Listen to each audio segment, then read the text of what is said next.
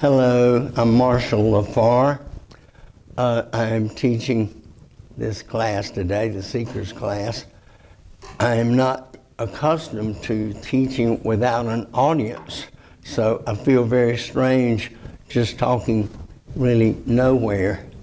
I'm used to having people conversing with me and laughing at my jokes. Wait a minute, they don't laugh at my jokes. When I was given this class, I looked through the book to see what the titles of each chapter was. And here are some of it's on love. The whole theory is love. And here are the different chapters. Loving others, loving your neighbors, divine loving, confident loving,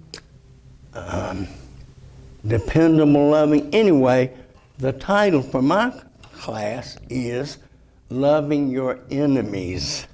So maybe not as much fun as the others. Let me read the scripture. You know, we always read a scripture that goes with the lesson, so I want to do that first. But what I want to tell you is Jesus is telling us how to live. He's telling you the things to do to live right. And that's what this paragraph is about. And so if you can say that you already do all these things, then you may leave. You don't need to stay any longer. But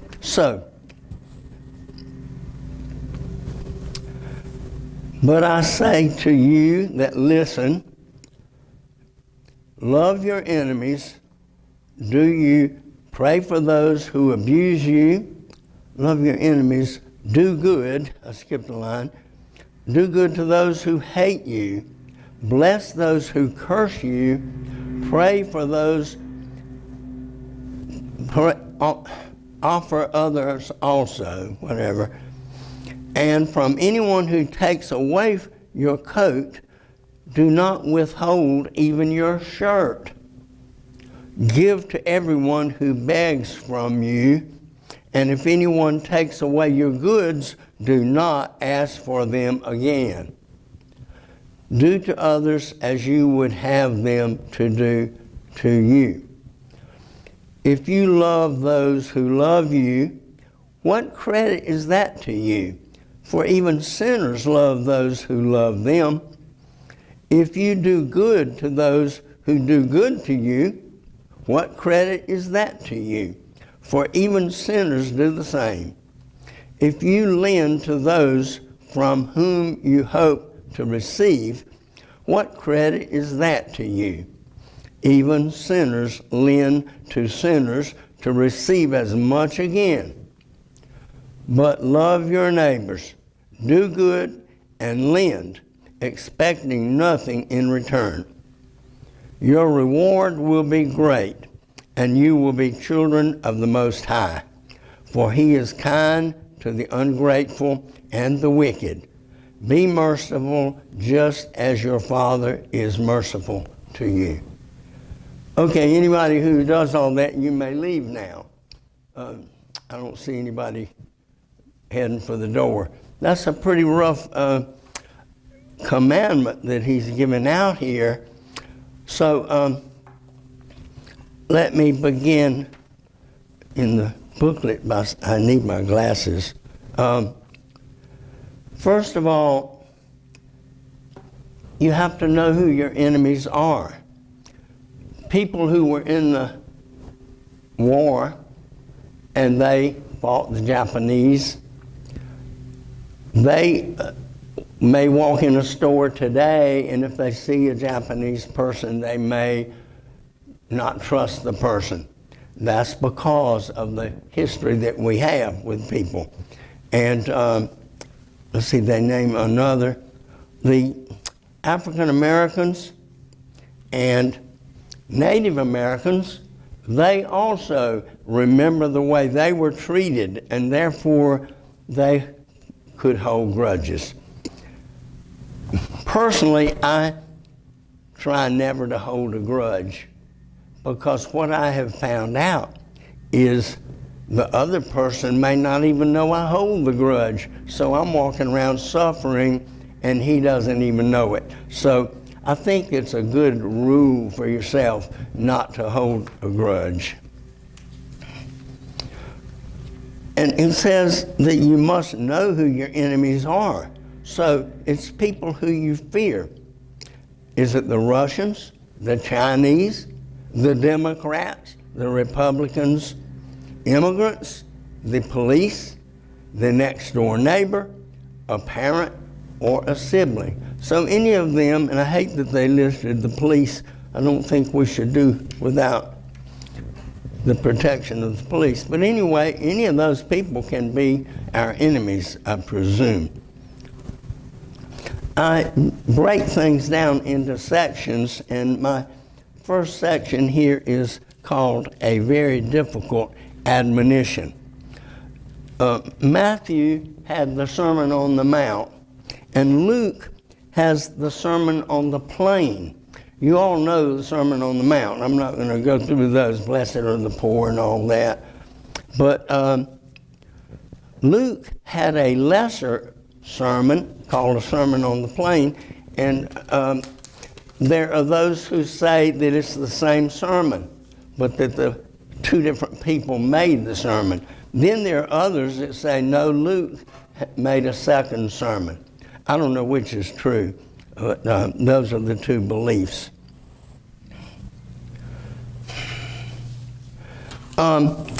Christians started, the ones who started believing in Jesus and God and taking up with Jesus, believe it or not, when they did that, their friends and their compatriots got very mad with them because the trend was to believe in many gods. So when they left all those many gods and started believing in our God, then they were called atheists. Strangely enough, at that time they were called atheists.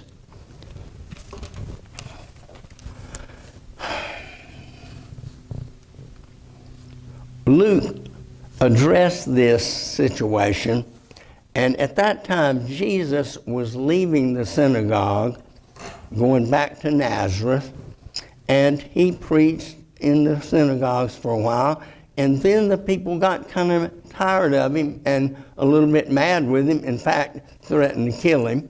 So then he left and went to Capernaum, where he healed a lot of people in Capernaum. And that's where he chose the disciples. He chose a few at one time, and then later he finished by choosing the rest of them there. And Jesus said this, watch out if people speak well of you, for that is how the earlier prophets were treated. You have to think about that one pretty much when people speak well of you. Love your enemies, do good to those who hate you, bless those who curse you, pray for those who abuse you. You see why that's kind of hard to teach today, because I think that's asking more than the people do. I learned this. It's something that I did and it works, and maybe you'll try that or this. When you're mad at somebody or you don't like somebody, but mainly it's when you feel like they don't like you. You know, you can almost tell when somebody doesn't like you, and you feel like every time you go near them, they, don't speak to you and all that. This is something I tried, and I tell you, you should try this. It has to be exactly the right time. When you're with one of your friends or anybody, and they mention this person, this other person, say something really nice about that person, kind of off the wall, like, oh yeah, he's a really great guy, I like him. Or yeah, he's really nice to me. if you say something like that and it can't be planned, if it's planned, then they catch on to it. But if you just casually say that to the other friend, the next time you see that guy, you will notice he is treating you entirely different because he heard that you said that about him. I know that sounds crazy, but it works, and I've done that. In fact, I made it up. Somebody, I've taught, this class before, and somebody said, well, I like your stories. And I said, well, yeah, a lot of them I make up to make the point. And he said, yes, I know. So I didn't get away with telling stories that they didn't know I was making them up. I'll veer off sometime and tell things that aren't really right out of the book. And years ago, 1963, I was probably the happiest year I've had in my life, or one of them. I never thought about it until kind of recently. I was an instructor in the military police school at Fort Gordon, Georgia. And by the way, I got in the Masters free if I wore my uniform. That was the year, if you might think about it, where there was a three-way tie. And I don't remember the three, but they had a playoff, and I went to that. So when I spoke in the Army, it was different than this. I had 6 hours. I had one class with 6 hours. I had another class with 2 hours. And I taught those classes for 1 year. So I quit taking my notes to the class. I didn't need notes. I mean, it was every day. And I think sometimes there were people who came into the class, probably from Gastonia, and probably people I knew. In fact, if you know John Barker, he and I were in high school together and played football together. And I looked up one day, and there's John Barker sitting there in my class. But we had maybe 50 to 100 people in there. So this is a little different, teaching one time. That's one of the stories that I would tell. I want to tell another story that's really funny. It reminds me because I was teaching one day, and all these people in front of me, and one of the classes was apprehension and search. They were all military police classes. But anyway, I look over at this guy sitting over on my left. Now, in the Army, you have name tags. The name is in your shirt. This guy was named Bove, B-O-V-E. So I looked over at Bove. I noticed he kept looking down at his chest like that, and I kept watching him out of the corner of my eye. And finally, Bove reached over and opened his pocket. And he reached in the pocket and took out a Bayer aspirin box, a metal box that carries aspirin. He opened that box. He took out a single-edged razor blade. Now, my curiosity is really up, and I'm trying to teach, and I see this guy grabbing a razor blade. So then Bove looks down. He reaches and grabs a thread on his uniform and cuts the thread off. Then he puts it back down, takes the thread, puts it back in the aspirin box, and puts it in his pocket. Anyway, that's just a story that comes to my mind because of the Army, and there are plenty more of those.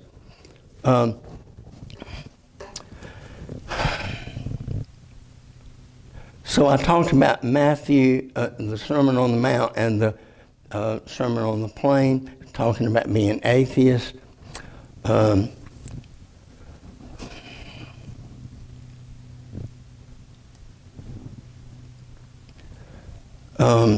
Luke teaches the Sermon on the Mount, but he adds negative things in it. Blessed are the poor, but then he curses the rich people and the people who have things. And here is where I wrote, beware of people who speak well of you. Jesus warned that. Luke closes his sermon with examples. And Matthew doesn't give the examples, but Luke closes with examples. Now, the whole theory of this is two things. Jesus pressed two beliefs, love and mercy. Number one was sharing love. Number two was showing mercy.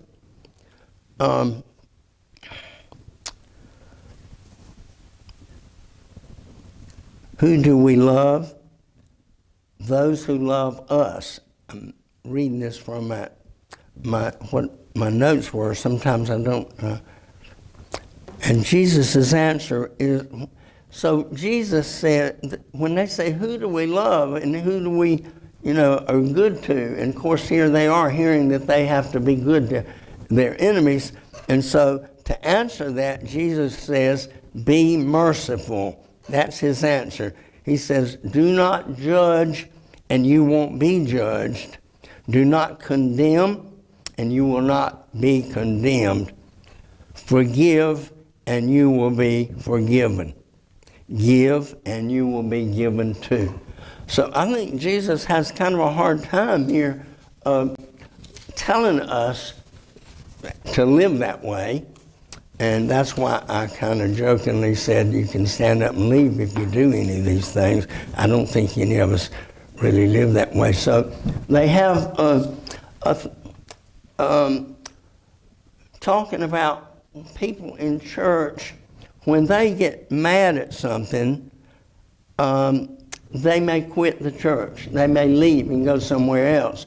And Jesus says, and Luke says, don't do it that way. Don't leave. Think of a way to approach that person and say, look, the songs you're singing in the choir, some of them, they're new and you don't know them or something like that. And the organ player. So anyway, he's begging you here not to leave the church just when you get mad at things or don't agree with things. So, again, love your enemies. Do good to those who hate you, bless those who curse you, pray for those who abuse you.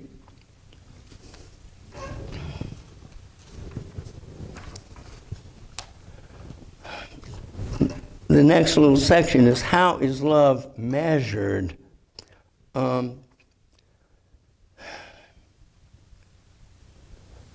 Showing compassion, having empathy, taking care of people, extending a helping hand, and looking past the differences. What they're doing here is trying to tell you how to make it work. I want to read this part. In the verses that immediately follow these teachings, Luke offers some additional instructions from the Lord. He says, here's what I just talked about. Do not judge and you will not be judged. Do not condemn. Okay, I said that. I was just looking at it to read.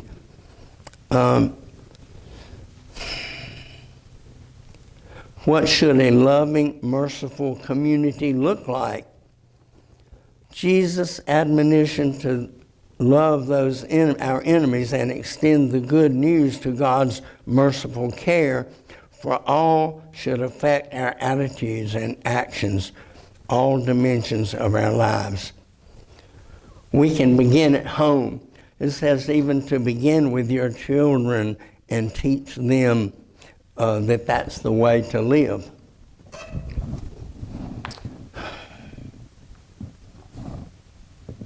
This is the part about leaving the church, so I got ahead of myself. And the answer there, he says, when you have this problem of world leaders like North Korea, like people who are really bad and people who you could not get along with. So what's the answer here, Jesus? If you're telling us to love our neighbor and be good to all these people, what about the guys that are killing people and all? The answer he gives is seek leaders. seek leaders who you've looked at and you know they are compassionate and that they are believers and they love people.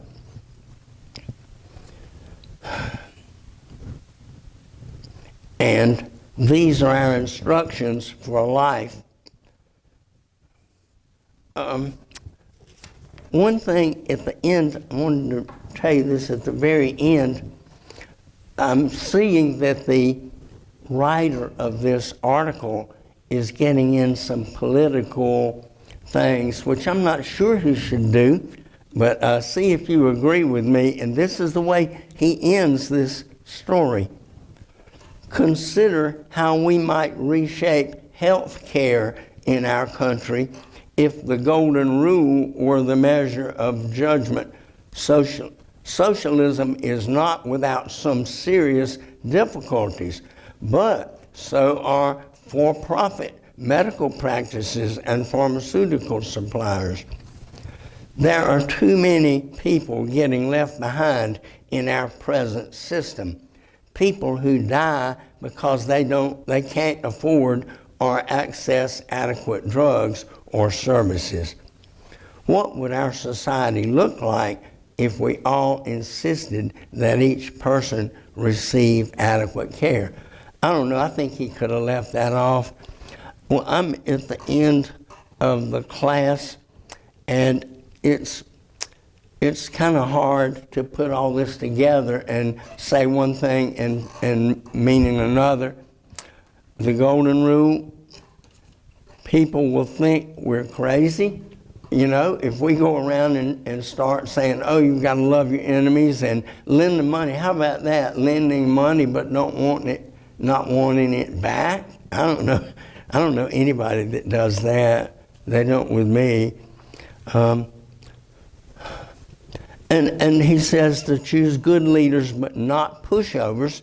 Don't get leaders who we can push around. Make sure they're strong. The goal, I think I'm going to finish with this. The goal is to treat others with love, not hate. May be fanciful or ill-suited, but they are still our instructions. In other words, these may be crazy and may be ill-suited, but that's the instructions that Jesus is giving us, and that's the best we can do. So, thank you for letting me speak.